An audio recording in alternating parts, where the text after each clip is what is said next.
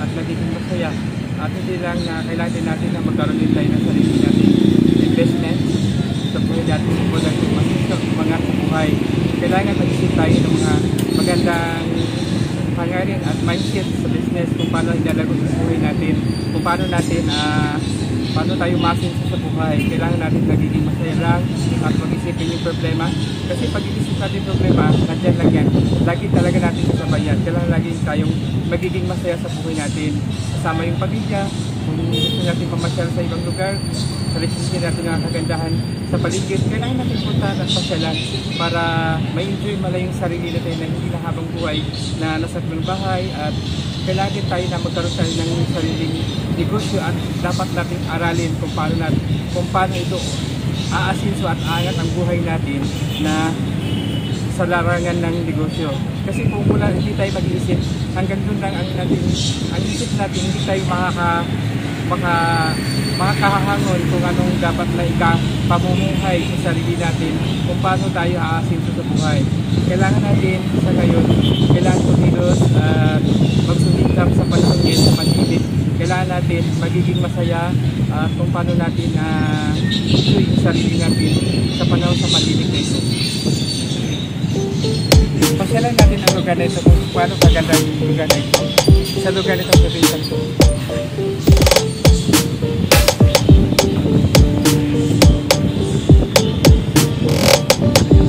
Napakaganda yung lugar na ito sa pinuntahan ko ngayon. First time ko napunta yung lugar na ito. Napakaganda ko lang masabi sa lugar na ito. Kailangan natin magiging masaya at pasyalan natin yung lugar na ito. Naganda yung lugar na ito.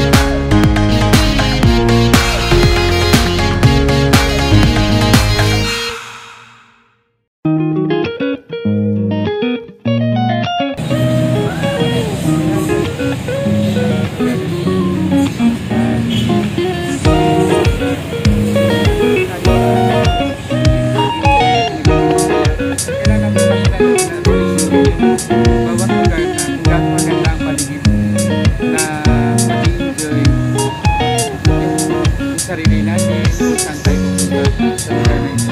Dahil kailangan natin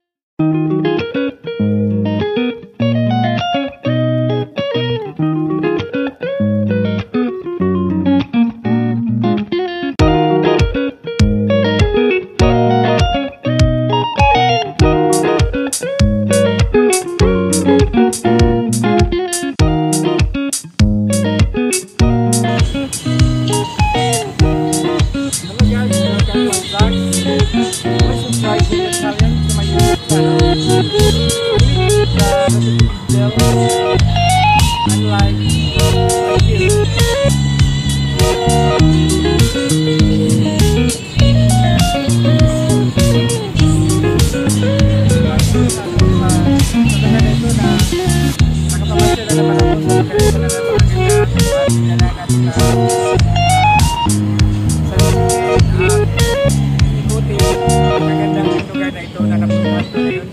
Sa residential, unlike here.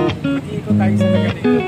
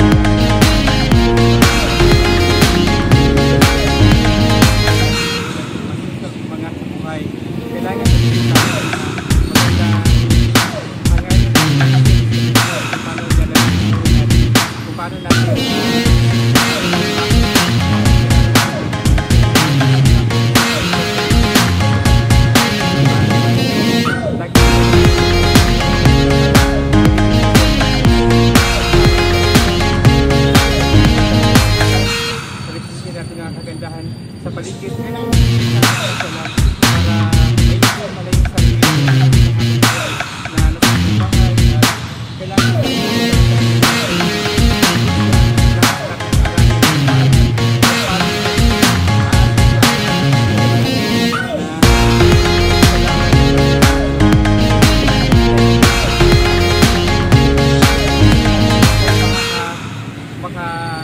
mga kahahangon kung ano dapat pamunuhay sa sarili natin.